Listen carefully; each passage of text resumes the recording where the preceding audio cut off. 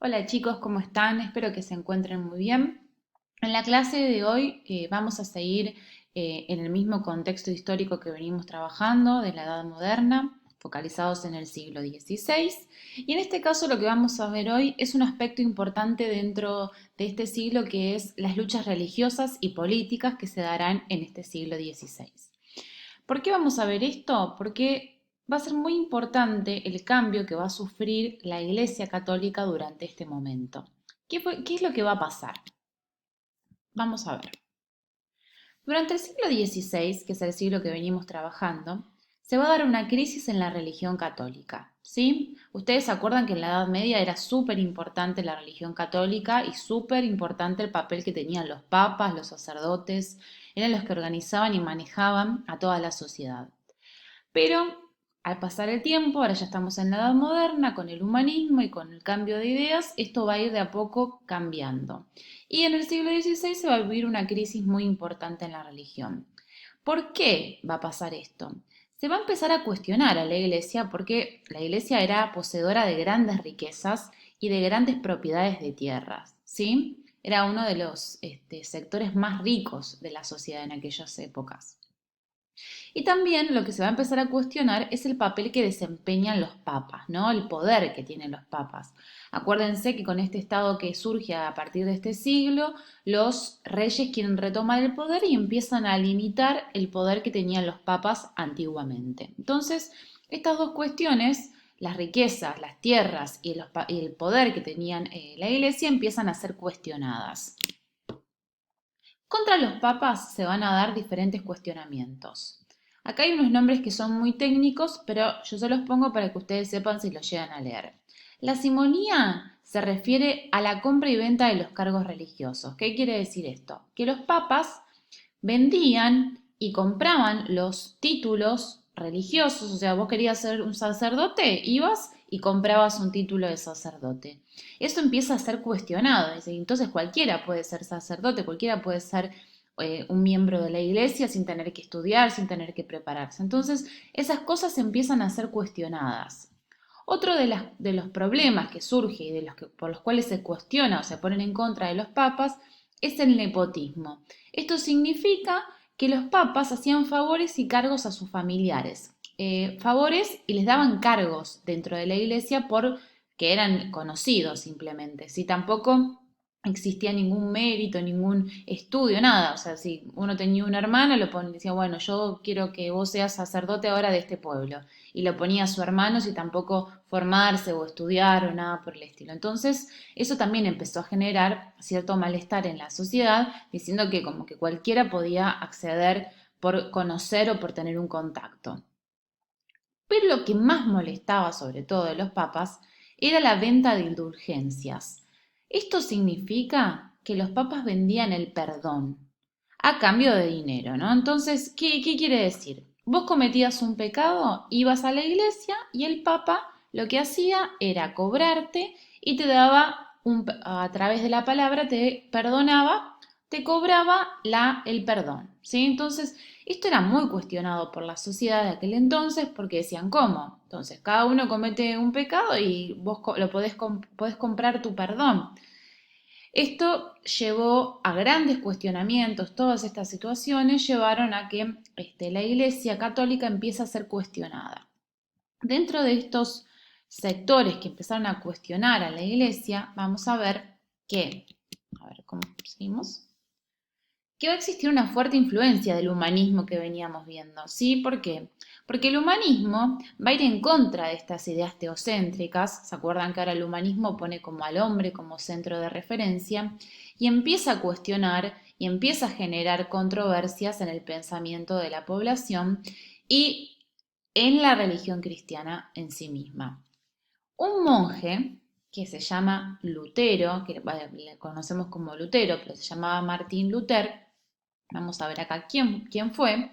Como les dije, fue un monje de alemán que va a criticar fuertemente a la Iglesia Católica. O sea, dentro de la misma religión, este monje que era católico va a empezar a cuestionarse varios aspectos de la Iglesia. Sobre todo va a surgir este cuestionamiento cuando se indigna al conocer que el Papa León X vendió indultos para justificar los fondos para juntar fondos para construir la Basílica de San Pedro. ¿Qué quiere decir entonces? Que el Papa quería reconstruir su basílica en San Pedro, en el Vaticano, y empieza a vender perdones a la gente. Dice, bueno, vengan que yo los voy a perdonar, pero de paso voy juntando plata para poder reconstruir la iglesia. Esto hizo que este monje alemán, que vimos anteriormente, Lutero, Martín Luther, empiece a cuestionarse y empiece a realizar una serie de escritos en contra de varios aspectos que no estaban de acuerdo con cómo se estaba manejando la Iglesia Católica. Entonces, va a generar lo que es conocido como la reforma dentro de la religión cristiana. La reforma significa que lo que busca Lutero es un cambio en la iglesia, que haya una reforma, que la iglesia vuelva a ser como era en sus inicios, una iglesia humilde, una iglesia que no se jactaba por reunir o recuperar dinero para beneficio propio de la iglesia, sino una iglesia que ayude. Y un montón de puntos que él va a plasmar en un listado que es conocido como las 96 tesis, que él va a plantear varios puntos en los cuales está en contra de cómo se maneja la Iglesia Católica. Pues publica una lista de cuestionamientos contra la Iglesia y contra el poder de los papas. ¿Qué va a pasar después de esta publicación? El Papa lo va a declarar hereje. ¿Qué significa? Como que está endemoniado. Y lo excomulga de la iglesia, es decir, lo echa. Él era un monje católico, lo echa de la iglesia católica. O sea, él no puede profesar más la religión cristiana. Pero mucha gente está de acuerdo con el pensamiento de Lutero y lo sigue. Entonces, los territorios alemanes, de donde ellos residían, se van a dividir entre aquellos que van a estar a favor de la religión católica y otros que van a seguir esta nueva doctrina, este nuevo pensamiento que tiene Martín Lutero. A estas personas que van en contra de la iglesia y que buscan esta reforma en la iglesia, que siguen a Martín Lutero, son conocidos como protestantes. Son los seguidores de la Reforma Luterana y es una nueva rama de la religión católica que se va a extender por toda Europa, ¿sí? Cuando ustedes escuchen alguna vez entonces hablar de la iglesia protestante o de la iglesia luterana, van a saber que se va a dar a partir de esta fragmentación que surge cuando Martín Lutero rompe con lo que era la iglesia católica hasta ese momento y decide hacer un cambio para llevar adelante una reforma. Pero la Iglesia Católica, en contraposición a lo que había planteado Lutero, va a generar la contrarreforma. ¿Qué significa esto? Va a reaccionar ante la reforma que plantea Lutero y va a realizar una contrarreforma en la religión. Va a hacer una serie de cambios importantes, se van a reunir todos los grandes papas, se van a juntar en el llamado Concilio de Trento y ahí van a establecer varias pautas importantes en la base de la religión. Por ejemplo, una de ellas va a ser establecer que los papas tendrán que formarse, educarse como los papas no, los religiosos, los sacerdotes deberán formarse, estudiar para llegar a conseguir sus cargos. Otro, por ejemplo, puede llegar a ser que todos aquellos dedicados a la religión no pueden contraer matrimonio, diferente a lo que es en la iglesia protestante, que sí pueden casarse y formar familias, y un montón de series y puntos más que van a establecerse dentro de este cambio que va a sufrir la religión católica para reformarse en base a la crítica que tuvo de la reforma luterana. En esta imagen que vemos acá, la pesca de almas, se ve representada claramente esta imagen de la lucha, ¿no?, de entre los protestantes por un lado y por otro lado los católicos. Y se llama la pesca de almas porque es como una lucha que se trata de ejemplificar de quién puede lograr conseguir más cantidad de adeptos a la religión. Es una obra muy famosa que más o menos representa desde el arte cómo se plantea este tema de la lucha de la religión, de estas luchas entre el catolicismo y el protestantismo.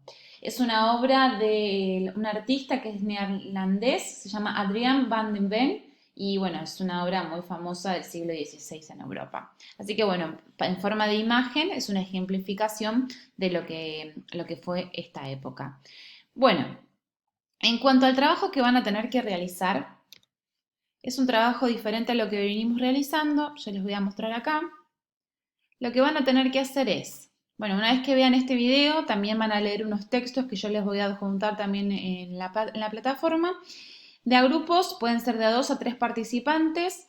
Me tienen que poner siempre quiénes son los que van a participar. También si no lo quieren hacer en grupo, lo pueden hacer individual. Tendrán que hacer, imaginar que están haciendo un debate en Twitter, Martín Lutero y el Papa León XI, que son los que estamos acá tratando recién el tema. Uno defendiendo a la Iglesia Católica, otro defendiendo su nueva postura de la Reforma.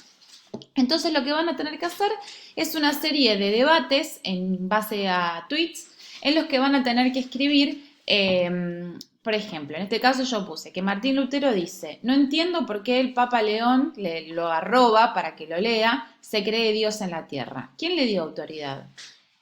Y ahí después el Papa le tendrá que contestar también en forma de tweet. La idea es que puedan hacer 6 tweets más o menos planteando qué postura tiene cada una de estas dos religiones.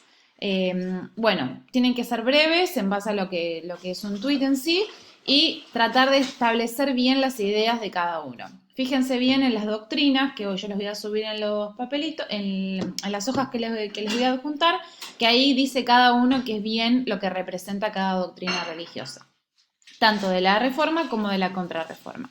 Cualquier duda que tengan, igual me pueden escribir y bueno, espero que salga bien. Les mando un beso y cualquier duda estoy a su disposición.